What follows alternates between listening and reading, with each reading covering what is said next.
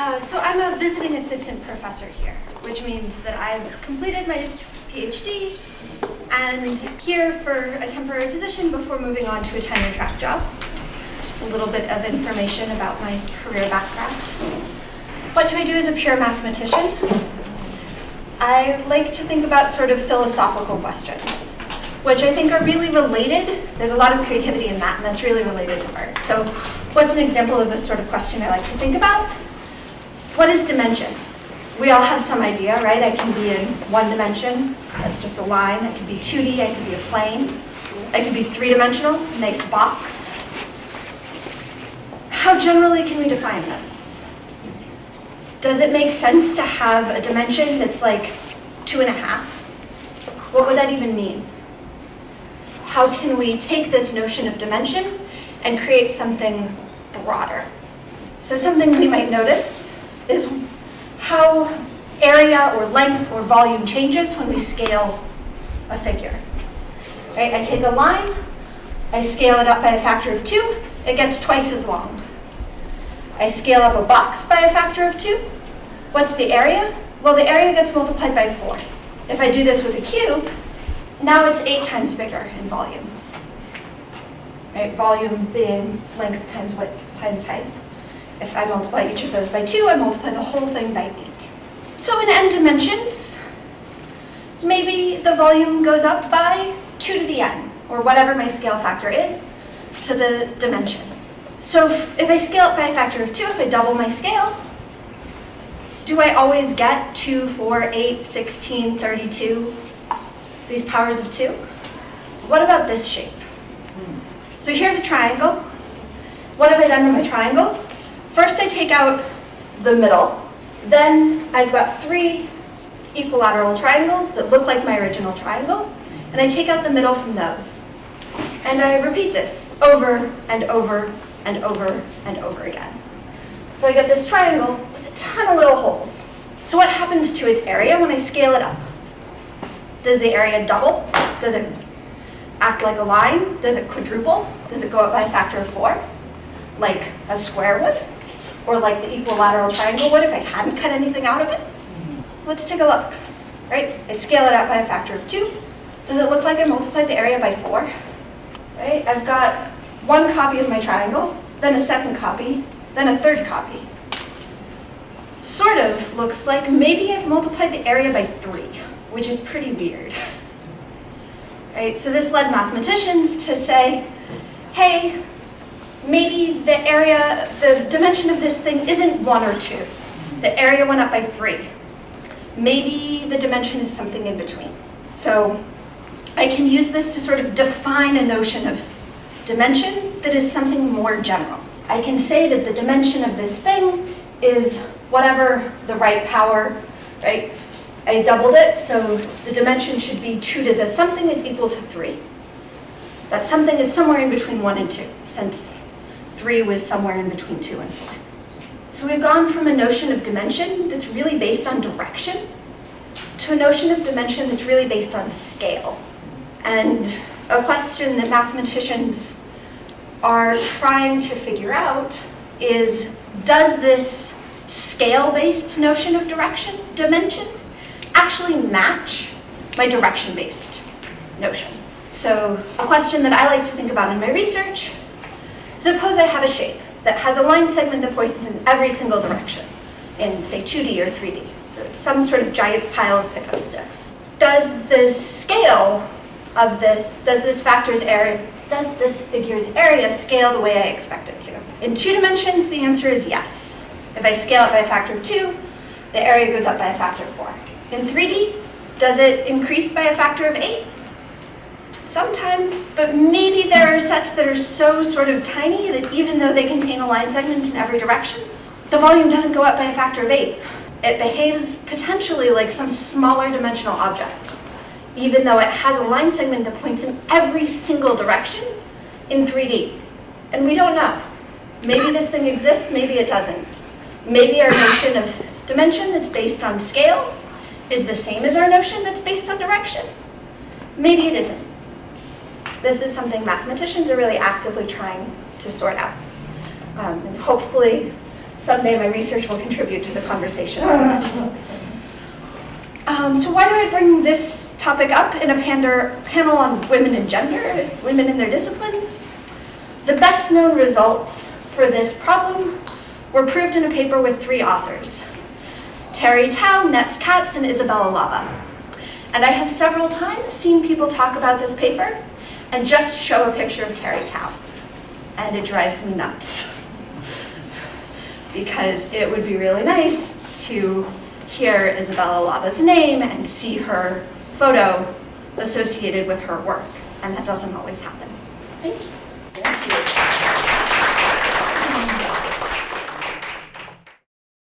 My name is Sarah Braman, and I was asked by Viviana to join this panel. I'm an artist, and I'm also involved in running an art gallery in New York City, and the focus of this is just going to be talking a little bit about the gallery, and I guess it's kind of where artistic practice and professional practice, although both of those could be pretty loose terms, intersect. I'm starting out with, the gallery it's called Canada. We're in between spaces right now. We've existed since 1999. It was basically my husband's fault. His name is Phil Grauer. We graduated from, a group of artists had graduated from, or were about to graduate from grad school, had moved to New York City, and I think it was his feeling that what tends to happen in school, there's this intense community that gets formed, and then you can maybe move to a city, move to New York, and what happens is everybody gets plucked apart and sort of pitted against each other. Like that's the structure, that's the underlying structure that exists in the city. And I think his feeling was, why don't we just decide to stay together and do something rather than kind of splintering up and being faced off against each other. This group of artists that he gathered around, we rented a basement space in Tribeca. This is actually, I didn't have many pictures of that space, but that was right before, about a year before 9/11, and then when south of Canal got all closed down, we got basically evacuated from our space and moved to the second space, which was in Chinatown. We used to do, I put this in because this is Zyler's show. Zyler Jane, who's got a beautiful show up at the museum right now. This was her exhibition, I believe it was called Dying Every Day. And we did a lot of performance in that early space in those earlier years, and we still do. This is David Askevold. This performance is called Two Hanks. It's a conjuring of Hank Williams and Hank Snow that he performed in the gallery. This was part of a larger performance series. I can't even remember what this was. This was a night picnic. We had screenings and food. Another music performance. This was we re-performed a performance by an artist, Gerald Ferguson, which was a choral reading. This was Piano Party, which was just a lot of keyboards and people were invited to play. And a grand piano. This was an exhibition by Joe Bradley, and Joe's one of the artists that's just gotten a lot of notoriety, just a lot of critical acclaim. That's one of his earlier shows. This was the first show actually he did with us, called Kurgan Waves. This was his second show called Shmagoo.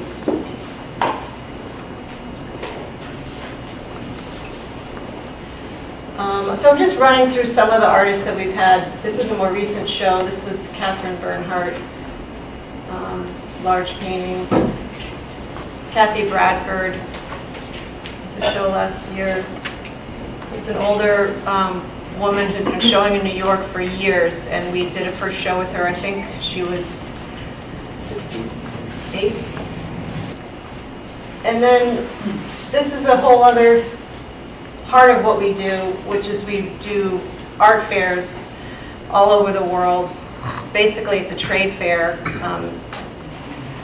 where you drag your artist's art and set up a little booth and present a selection. This is also Xyler. These are Xyler James drawings here, and a sculpture by Samara Golden.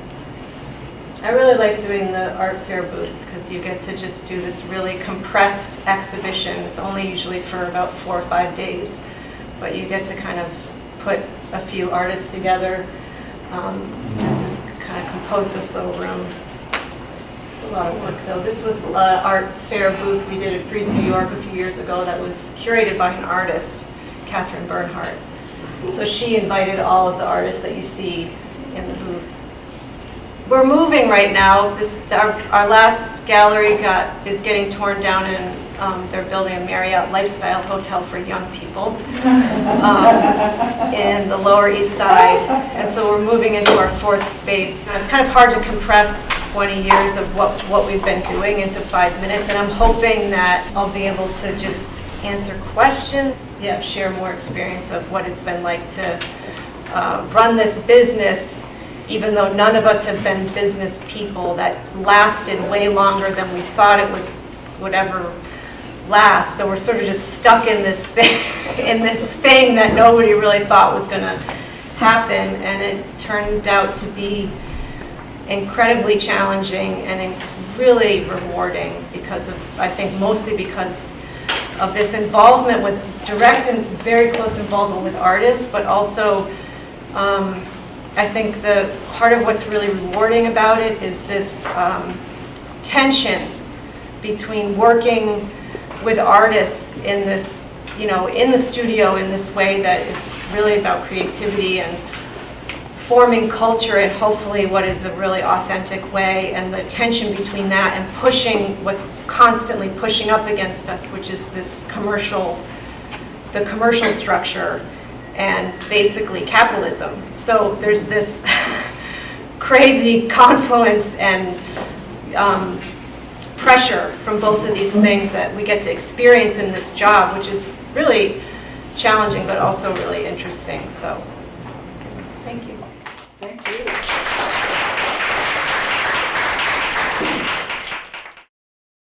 Thank you so much for both of you. I'm really glad I'm going to last because my work is all about integration of science and technology and math with art and creative side and design. My name is Aksamija. I'm an associate professor of architecture here at UMass Amherst. I have been here for the last 6 years. But my work is really on kind of this intersection of math and science and technology with art, design, and creative disciplines. So I'll briefly talk about my research work just to give you kind of a brief idea of, who am I and how do I fit into this discussion about the role of women in STEAM fields, science, technology, math, and art.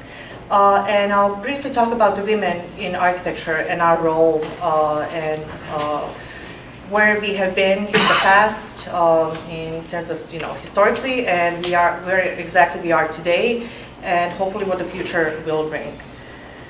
So as I said, I'm an associate professor here, and my research experience and expertise is in high performance buildings, sustainable design, advanced building technologies, innovations in architecture, new materials, construction approaches in architectural design and construction. And I'm an architect. All of my degrees are in architecture, but my work is very interdisciplinary in nature, focusing a lot with kind of computational science, material science, mechanical engineering, civil engineering, and so on. So I have done all of my undergraduate and master's degrees in architecture, then I practiced for a while, and then I realized there were all of these questions that I didn't know how to answer. Decided to pursue a research degree in architecture, and I took only one class in architecture, everything else was engineering oriented. And at that time, I purely kind of played based upon my instincts and kind of this quest to try to answer my own questions. And that basically kind of allowed me to really integrate the design and creative sides with the technical and scientific disciplines, and kind of opened up a career that I could not even imagine like 20, 25 years ago. So I have almost 20 years of professional background in architecture as well. I was actually director of one of the first research labs in architectural practice, working for a global architecture firm called Perkins & Will. So it's one of the largest architectural firms in the world, close to 3,000 employees right now, located in 26 offices across the world. And I was actually the director of the building technology lab. First of all, the research in architectural practice is a relatively new thing. So this was back in early 2000s. At that time, there were no models. How do you actually do and conduct research in architectural practice, yet alone technical research, yet alone, run by a female who was less than 30 years old at that time. So I remember one of my first meetings. Imagine, this is like one of the most, the biggest global corporate firms in the entire planet. And I joined the firm, and in about 2 weeks, I was supposed to give a presentation to the corporate leadership. I stood there, and I was supposed to kind of present my vision, how exactly will I run this research lab, what types of projects we will be working on, how exactly will it be funded. Economic and financial factors in kind of the corporate architectural world really plays a lot of really important roles. And I stood there and I talked and talked and I talked, and then as I was talking, suddenly it hit me. I'm standing there, there's probably 60 people in the room. All of them are white males, 60 and above, and I'm standing there, less than 30 years old, a woman, and as you can probably hear from my accent, also not born here in this country. And I'm like, oh my God, how am I supposed to lead these people? And that was my primary role. So luckily it turned out nice. I was lucky enough to figure out ways and methods that worked, and the rest is kind of history. I'm still kind of involved with the firm on a part-time basis, but I've been a full-time faculty member here for the last 6 years, and I always enjoyed teaching, and I basically decided to switch from a full-time practitioner, part-time professor, to full-time professor and part-time practitioner. So in terms of the published works, I have published 2 books in the past. The most recent one is Integrating Innovations in Architecture. This book came out in 2016 and really focuses on design, advanced technologies, and ways to bring in innovations in architecture, how to run innovative firms, how to integrate research and development into architectural practice. The second book came out in 2013, Sustainable Facades, and this is more of a technical book focusing on design methods for designing sustainable and high-performance building facades. I also co-edited a volume, Future of Architectural Research, in 2015, really kind of setting the agenda for the future of architectural research, especially as how it relates to professional practice. Some of the examples of my architectural work, this is just sort of a snapshot of a few projects.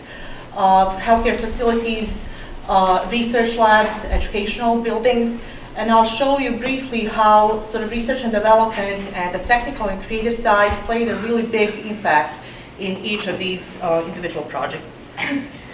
So the first one is Rush University Medical Center. So this is one of the largest hospitals in the world. It's located in Chicago. The design process started in 2006, and construction process started in 2010, and it was completed in 2012, 2013. So it's a large-scale hospital, 100,000 square feet of space. Really looked into innovative ways in terms of bridging kind of the gap between medical practice, healthcare practice, and kind of the future of medical planning in terms of architectural design as well. So there's like this special place as well that's the main entry point to the building. By the way, the building is shaped as a butterfly, and that was based on the research and evidence-based design, trying to minimize the amount of walking that healthcare professionals do. So the entire building was shaped really basically having this kind of central oval part of the building where all the nurses' stations are located, and then the 4 wings that are identical to try to minimize the amount of walking. During the process, we actually used duct tape in the parking lot to outline the footprint of a building, and then we measured with a stopwatch the amount of walking the people would. So we did like this layout and then another layout and so on, and we figured out, even research, that this is the best sort of possible building form and shape. This image on the kind of the lower left part is the entry lobby or the entry pavilion into the space, because this hospital is part of a larger medical campus, and the client really, they wanted to create not only the entry point into this hospital, but entry point into the entire sort of medical campus. So we were pushing innovative technologies. You can see basically this large terrarium, like in the middle, this kind of oval-shaped geometry. It's completely open to the outside. There's actually a landscaped area and a tree right there to bring in nature to the inside. During the design process, there were a lot of questions, like are we going to have enough daylight for any plants to grow in this terrarium? So we have done like daylighting studies and modeling and sort of simulation studies to really understand the performance of this building and many different aspects of the building, even during the design process. This building is the Parkland College Student Union addition. So this is an addition to an existing campus.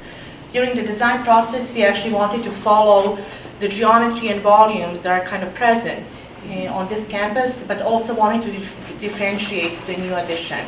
So you can see here that we, first of all, kind of the innovative part was we used sort of wood framing in a curtain wall application as the main facade for the addition. We also looked into the effects of the facade system on the building performance, daylight inside the space, reduction in solar heat gain. So kind of detailed computational studies were used to optimize the facade of this particular building, which was then included in the overall design. Wright State University College, this is another kind of research lab and educational facility. So a lot of sort of computational studies were also involved in the design of this building, looking into ways to maximize daylight, to design the building facade and building scheme. So what you can see here are actually three-dimensional models for daylighting within this kind of large-scale atrium that's used in the middle of the building to improve the circulation, visibility, and also collaboration in the building. And then daylight studies for one of the kind of typical lab spaces. So these are just kind of three small examples, but I have had an opportunity to work on probably close to 100 projects located worldwide of sort of similar scale and size and so on. So that's about me and my research work, but I would like to ask the audience now, can you name 3 female architects except Zaha Hadid? I can name 2. So this is my class. Anybody? Come on, help me out. Eleanor Feldorf. Okay, great. Anybody else? Yes? Nina Bobarji. Okay, great. Third one. Charlotte Perriand. Yay, good. Fourth one. Mary Yun. Okay, great. Fifth one. Raymond. Okay, my colleague. Okay, great. Well, thank you, thank you. I'm really glad because I thought it was going to be Zaha Hadid, Jean Gang, and we don't know. But I'm really glad that our audience is familiar, with this particular problem. I think historically it has been a male-dominated profession, and there are a lot of great females out there, great female designers, but I think they're still in the shadow. A lot of things have improved, since I've been a student, since I've been in the profession, now that I'm a professor, I think things are improving. We're seeing like more females in kind of the education, but I still think that females are not in the design and architecture disciplines. They're not publicized well enough. They're kind of hidden in the shadows. So hopefully we can work more on, first of all, being educated. Who are these great female designers across the world? Because there's great work being done by women all over the world. But also to try to bring in more females. And especially, I think the problem is majority of the leadership, corporate leadership in major architectural firms around the world are still, white males over 60. I mean, I'm not, I'm not stereotypical, but that's just the case of the current profession. So to end on a positive note, something that I would like to share. So the firm that I just mentioned, Perkins & Will, just this past month for March 8th, the International Women's Day, to celebrate all of the great female architects in Perkins & Will and designers, created this website called womenofperkinsandreal.com, where you could, so the intent was really to celebrate all of the great talent, because the month of March is basically Women's Month as well, so throughout the entire month they actually published this website and then updated stories and placed stories. So this is the website. I would highly suggest that you go and visit, because it's not only that it's creating great, great sort of marketing effort about taking these women out of shadows, but it's also providing really personal stories. So right now there are probably around, 80 females listed on this website. So here's my story and how did I end up, here. So basically, it's very personal. It's not only about marketing female talent, but asking us, how did we get there? What was our path? What is our motivation, and so on, and what would be our sort of, what would be our advice to our younger selves? So this is my profile, and I kind of had to look really deep through my old photo albums to find old pictures and so on. But that's me with my daughter when I was a PhD student back in the day. And so this is like my profile, and then things that I would offer to myself back in the day, but also sort of future females. So I would highly suggest that you kind of visit and see these stories, because there are a lot of women in architecture. It's just the problem is we're still in the shadow and we're not publicized enough. So with that, I would like to thank you and join my colleagues. If we can share with our audience a little bit more about our professional successes or obstacles and how gender has influenced that. Ajla, if you'd like to share some of your tips for filling a leadership role as a young woman, I would really appreciate that. Sure. I guess I never really thought about it until that moment, like when I was forced inside the room to stand in front. It never really occurred to me, but at that moment I was like, what am I doing here? And I'm supposed to lead, because it's basically the technical leadership of the entire firm.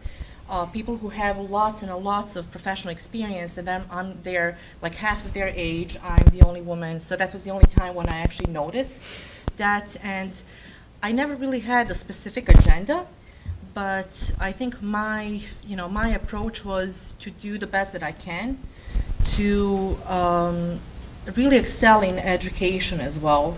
Going back to my comment about learning how to answer my own questions, I was always very curious about finding different techniques and methods and learning new technologies and software tools and materials and so on. So things that are not just offered to me, but myself going out there and even going outside of my comfort zone, but learning something from other disciplines and something that I thought might be useful. So I think if I was able to give an advice to myself, or let's say to my female students sitting in the audience, go after your dreams, try to learn everything that you can, go extra step to fulfill your sort of dreams and quest for education and finding answers to whatever questions that you have, and trying to do the best that you can, and not to really pay attention to these differences. At the same time, balancing life.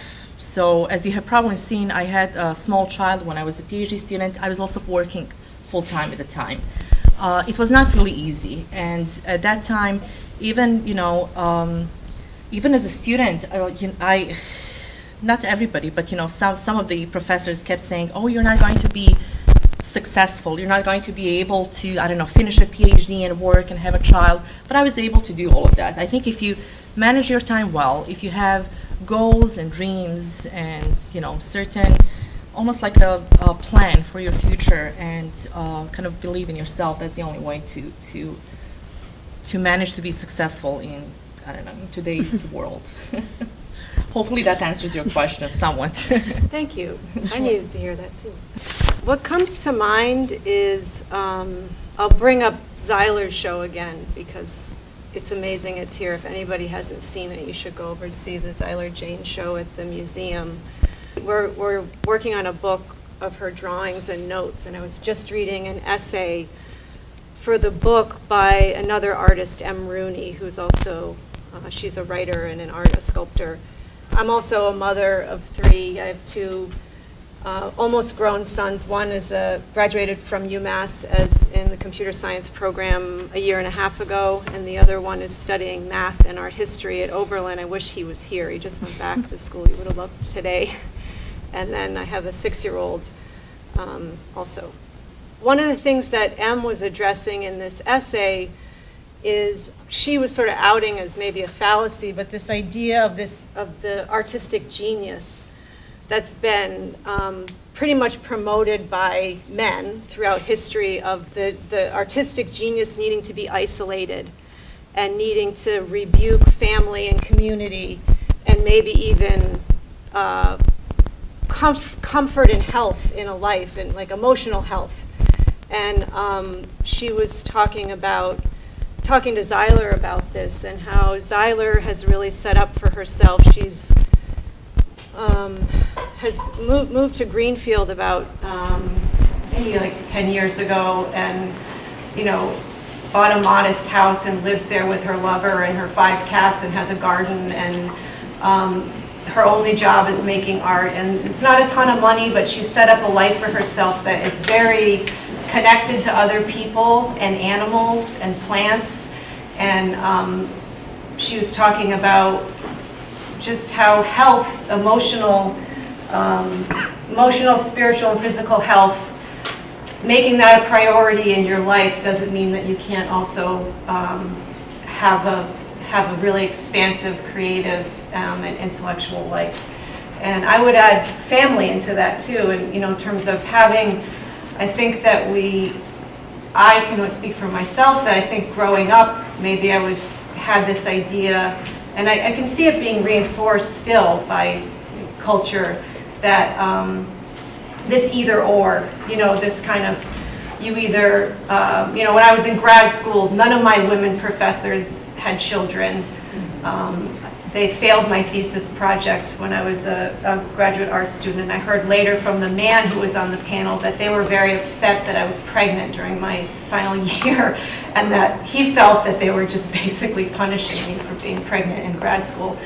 And so there's, we get these messages about you have to choose, and I think that what I'm kind of awakening to the longer I go on is that there's these complexities and these challenges, whether it's family or community or whatever kind of relationships there are. I have a very intense relationship with my garden, and I think, not to mention my family and friends and artistic community, but I think that there's a model that's basically come from a male set of values that says we have to kind of narrow and shut everything out in order to think and work.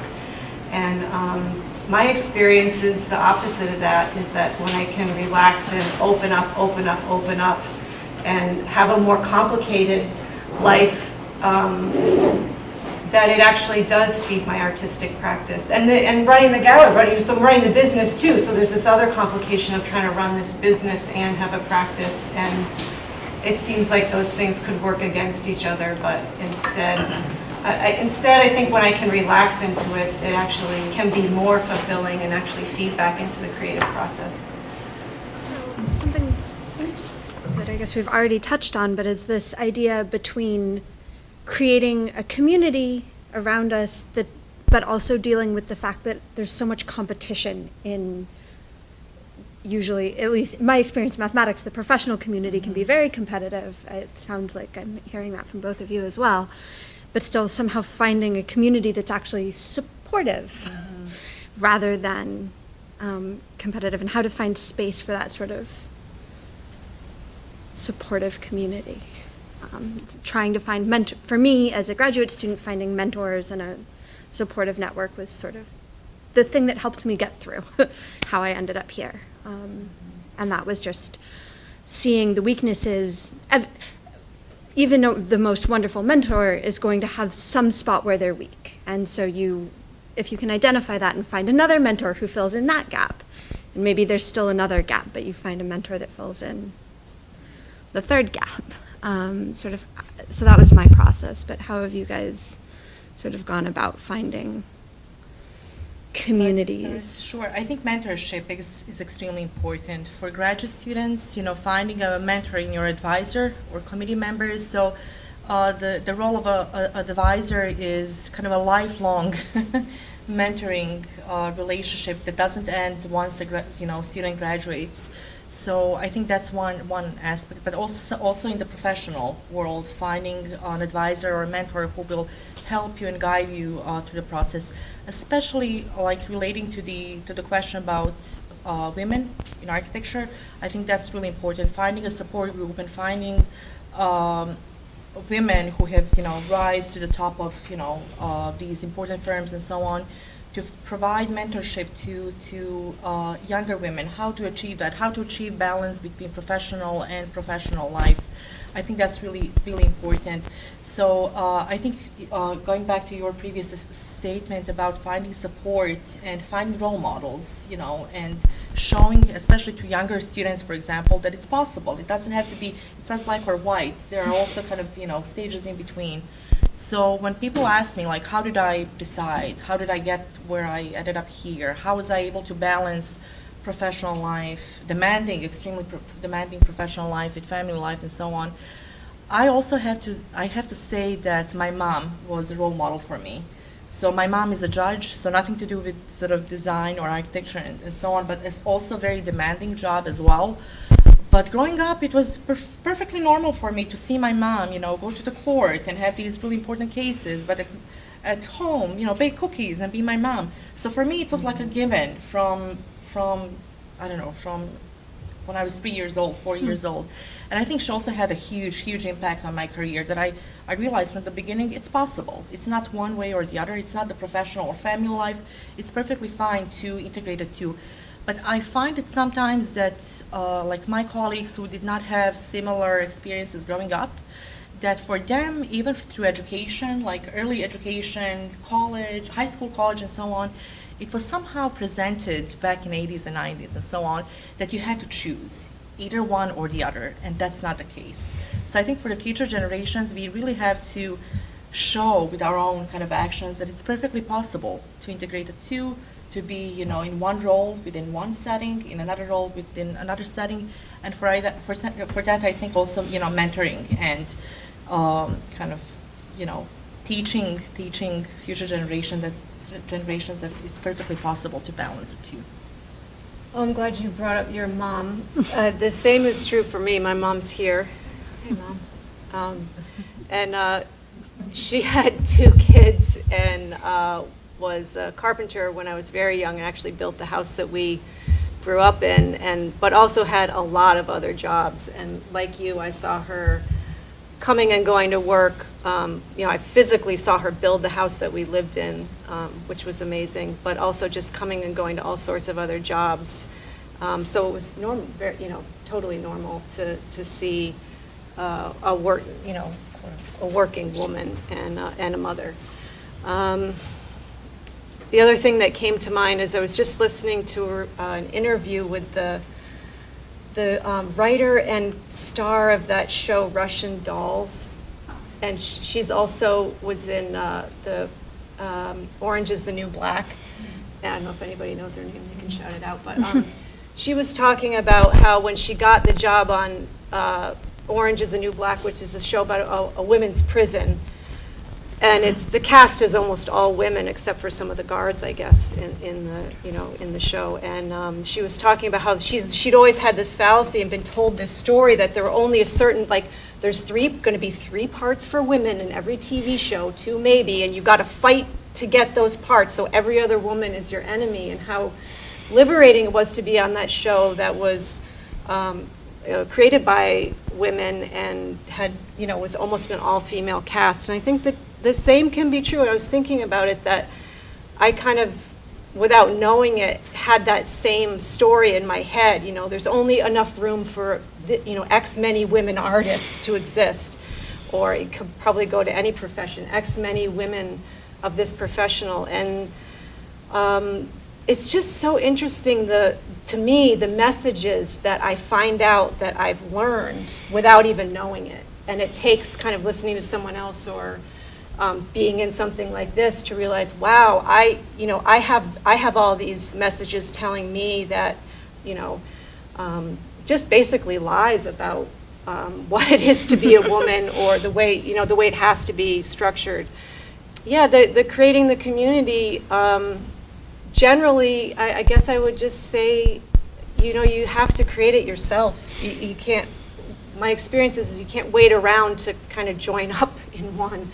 It's to look to people, that you want to be involved in and make those connections. And, inside and outside of the field, I think that, I'm learning more and more that emotional and spiritual health is really important to, like success, not in the broader sense of just being able to show up and be useful and productive at whatever it is that I'm doing, and that having a community beyond even the profession, like a narrow professional community, a broader community of people that we can help support each other emotionally and spiritually and intellectually, even outside of our fields. That is something that I have grown to value.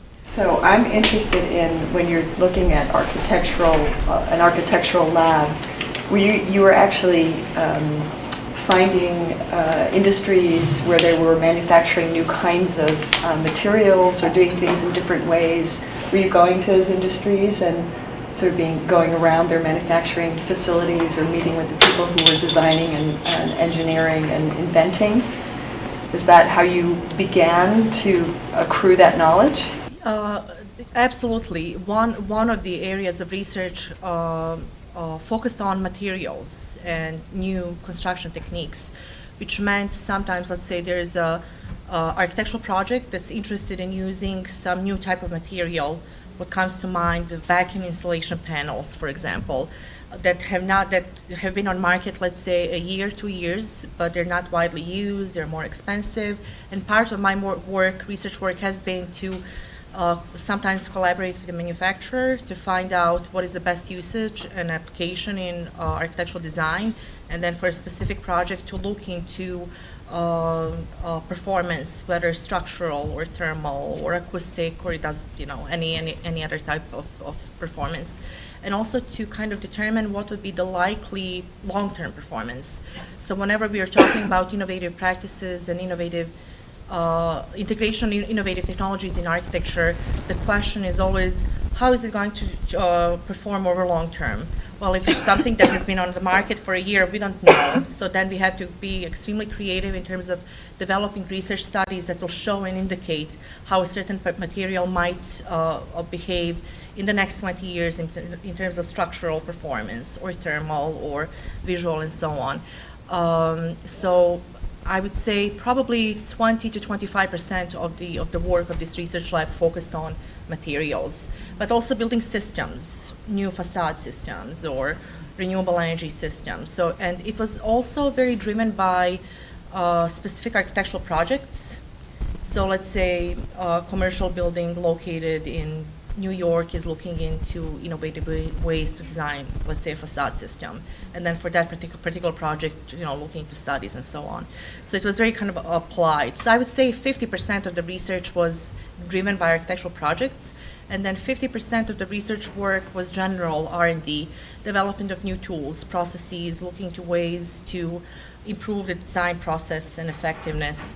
And then whenever we're talking about integrating a new technology, whether in terms of a new technology that would, let's say, improve environmental performance of a building or sustainability or aspects or energy performance, innovative technologies tend to cost more money than traditional, and then the clients are always interested to know what would be the return on investment. So a lot of research work also focused on the economic side as well. Okay, if you're integrating, let's say, a new material into certain architectural design, what would be short-term performance? What would be the long-term performance? What are the best approaches to design with that material? What will be the impact, let's say, on energy consumption, and what would be the return on investment? So that's like a full cycle before a certain new technology can be fully integrated. But I think innovative practices, this is the only way to really bring in innovations in architecture. And then let's say there are like a few projects that use this, then it tends to kind of enter the entire market, and then the construction costs go down and manufacturing costs go down, and then it tends to be kind of, after let's say 5 or 10 years, it tends to be implemented as like a standard procedure. So it's very hard to innovate in architecture because there's, buildings are the biggest products that we design, but at the same time, it's the only way really to kind of push the practice and be creative. Wondering how you talk to the non-women in your classes about incorporating everybody else. Sure, same way, pretty much the same way. But at the same time, I think I try to shake things up a little bit and bring these topics that are important but that are never really discussed in architectural curriculum and even practice and profession. So maybe my students can answer that as well, but I treat everybody the same. But I tend to focus on things that will make them better, make their work better, make their work stand out more.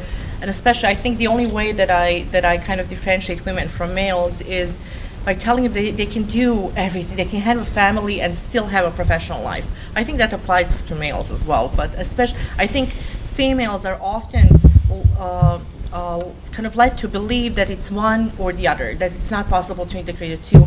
And I think that's a lie. That's not real. So that, other than that, I think they're treated the same way.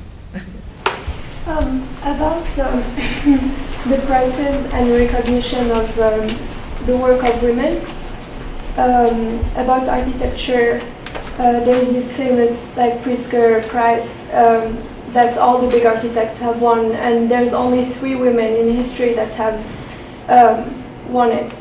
And so in France, there's this prize that's called the prize of women, the architect women. And I was wondering if there is the same thing for mathematics or arts, and and why do we feel the need to create a prize that's only for women, that's going to look only to women's work? Maybe that's because we know they don't have the same chances in bigger or more international mixed prizes. So this is a great month to ask this question because Karen Uhlenbeck just won one of the top prizes in mathematics. She's the first woman to win the Abel, and that was announced about a week ago. So that's very exciting. It makes mathematics doesn't have a Nobel for whatever mysterious reason. So there are sort of 2 or 3 prizes that are considered the equivalent of a Nobel. There's the Abel, there's the Fields, and a third one that I'm forgetting the name of at the moment, so it's slightly less important than the other 2. But one woman has won the Fields out of the many winners.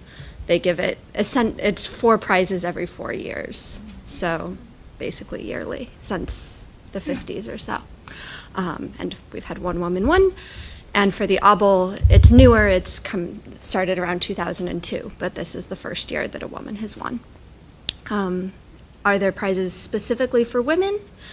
The AWM, the Association for Women in Mathematics, has recently started a prize series that are specifically for highlighting the work of women. And I think it is sort of to say, women are maybe not gaining as much celebrity or notoriety for their work through traditional mechanisms, so let's add a few new ways of publicizing this work.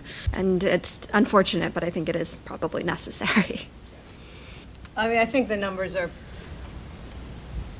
similar in the field of art too. It's getting a little bit better, but if you look, there's been, I don't have exact numbers in my head, but people have, studied museum shows, things like that, like how many museum shows at MoMA and Med and different places solo shows have been given to women, and it's a dismal number. And there are some prizes in arts that are just for women. And I think it's an interesting question that you bring that up because, I kind of always thought of these as a positive, but the way you put it, it's basically they had to invent a special prize to give any woman any kind of recognition, so it tells a lot. Yeah, I have a follow-up to that, because what about the National Museum of Women in the Arts down in DC, which I thought was just, I have very mixed feelings about that. That we have to have its own museum because women are so underrepresented in the other venues. And I guess a question for you as a gallerist is, what do you see out there in the gallery scene today as opposed to when you started 20 years ago? Because it certainly has changed dramatically, if incrementally, since, say, I was in school, which was, there were hardly any women that you could name in the arts because of that. So. Yeah, I think it is changing for sure. I think the whole demographic is changing, not just for women, but also for non-gender conforming people, and all the whole spectrum, and people of color. I think it's changing slowly, but I think especially it's kind of the idea that things are opening up and that there actually is exposing the patriarchal structure of the existing structure, I think, is in a lot of people's vision right now. So that's a good thing. Do you see that with collectors, that they are opening up their minds to the broad variety of artists out there making work, or are people showing work and it's not getting bought? Are they? That's a really good question. I think there's some. I think there's some. There are courageous collectors that have always been on the front of kind of supporting and promoting work that maybe hasn't traditionally been supported or promoted, but they're going to be in the minority. But I do think that it's changing. It seems like the museums are kind of last to catch on. It kind of has to start smaller. Each talk a little bit about creative process. What do you need to make yourself in a good place to create something? Kind of following up on the earlier conversation, also just getting off reading this essay kind of based on health as a foundation for creativity, and my experience is that is true for me. My creative process is more intense, and better is such a vague word, but yeah, I'm more focused, and I have an intensity that basically the healthier I am. When I have spiritual, emotional, and physical health, that's when I wind up being able to get deeper into the creative process. For me, the biggest challenge in the creative process is carving out time, and that it's almost like a full-time job to carve out the time. Kind of the creative process for me is trying to imagine the future and finding new technologies or new ways to use existing technologies, but in a completely new and improved way. I think that's kind of the beginning process. A lot of my research has to do with developing new systems, for example, facade systems or materials, or looking how a technology that's currently applied to some other field might be applied to architecture. So that's like the beginning, trying to imagine the future, and then starting from there. And so a lot of my work tends to be kind of futuristic, but also very technical instead of scientific as well. So I think there's always kind of this balance between the creative side and the design side, the artistic, aesthetic, coupled with the scientific and technological and kind of STEM-based research to figure out how a certain new technology can be applied to architecture. So I always go back and forth between this kind of really creative process and artistic, and kind of very rigorous. So I guess if I was to summarize like myself in one word, it's like I have extremely well developed left and right sides of the brain, and they communicate extremely well to each other. So I guess that's my creative process. Yeah, my creative process for mathematics, I think, involves a lot of, right, if I want to generate something new, I need to know what's out there and what's been done. So trying to collect as many different sources of useful input as I possibly can find. And then, as Sarah says, trying to carve out some quiet space where you can be generative and think, which can always be a challenge. guess it is 3:35, so this is probably a good place to end things. Thank you so much.